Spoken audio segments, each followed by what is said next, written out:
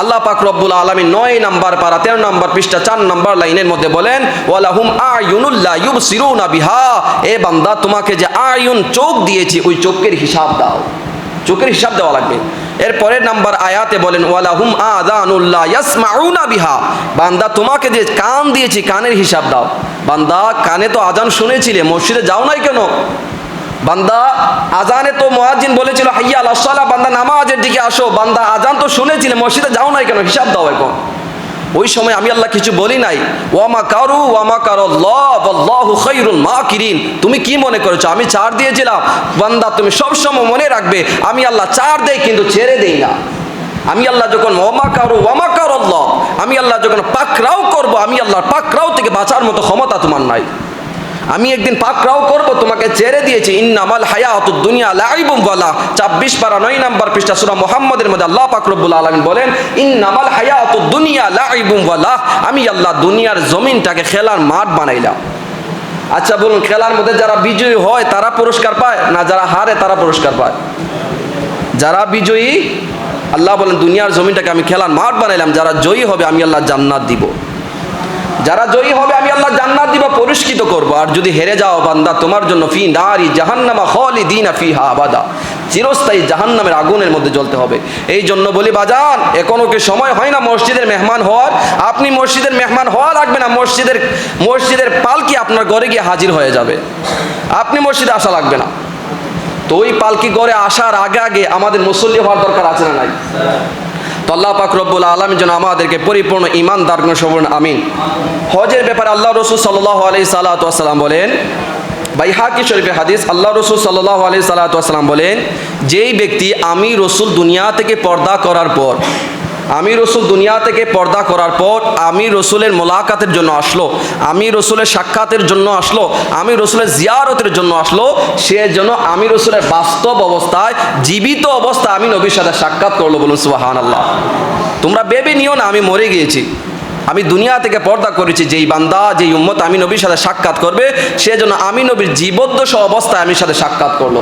অন্য আয়াতে, অন্য হাদিসের মধ্যে আল্লাহ রাসূল সাল্লাল্লাহু আলাইহি সাল্লাতু ওয়াসাল্লাম বলেন, মান যারা কবরি ওয়াজাবাত লাহু শাফাআতি, আমার নবী বললেন যেই উম্মত আমি নবীর, মান যারা কবরি, আমি নবীর রওজা জিয়ারত করলো, ওয়াজাবাত লাহু শাফাআতি, ওই বান্দার জন্য, ওই উম্মতের জন্য শাফাআত আমি নবীর ওয়াজিব হয়ে যায়। বলুন সুবহানাল্লাহ।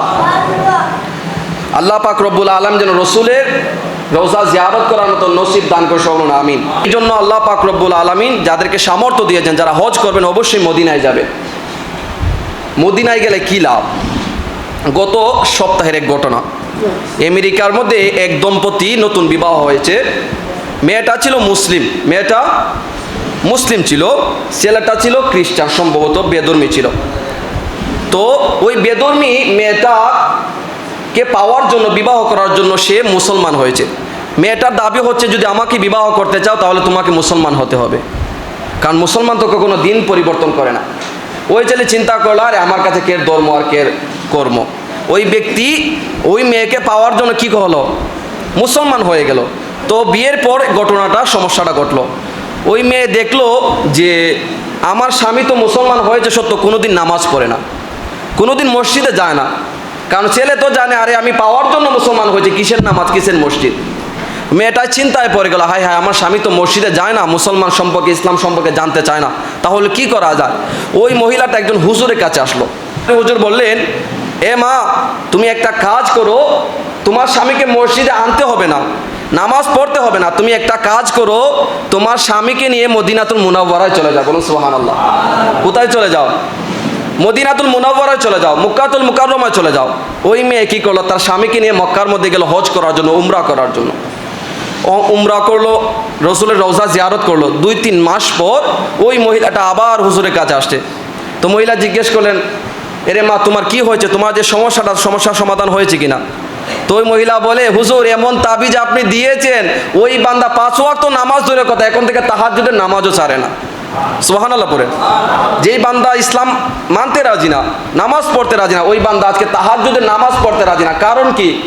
বলে ওই মহিলা বলে, আমার স্বামী যখন রসুলের রওজার সামনে দাঁড়িয়েছে, ওই ব্যক্তি তো নবীকে জানে না, ইসলাম কি জানে না, যখন রসুলের রওজার সামনে দাঁড়িয়েছে অজস্র চোখের পানি পড়তে শুরু হয়ে গেল, নিজের মধ্যে একটা অনুতপ্ত চলে আসলো, আরে উনি কেমন ব্যক্তি যিনার সামনে দাঁড়িয়ে এলে চোখের পানি চলে আসে, আরে ওটা কেমন কাবা, মাটির ঘর, যেখানে দাঁড়িয়ে মন নরম হয়ে যায়, এত বুঝতে বাকি নাই, এই ধর্মই হচ্ছে সত্য ধর্ম, বলুন সুবহানাল্লাহ। ওই বান্দা তাহাজ্জুদের মুসল্লি হয়ে গেছে। এই জন্য যাদের সামর্থ্য আছে, ছেলে মেয়ে কথা শুনে না, তাদেরকে মক্কা নিয়ে যাবেন, মদিনা নিয়ে যাবেন, তাহাজ্জুদের মুসল্লি হয়ে যাবে।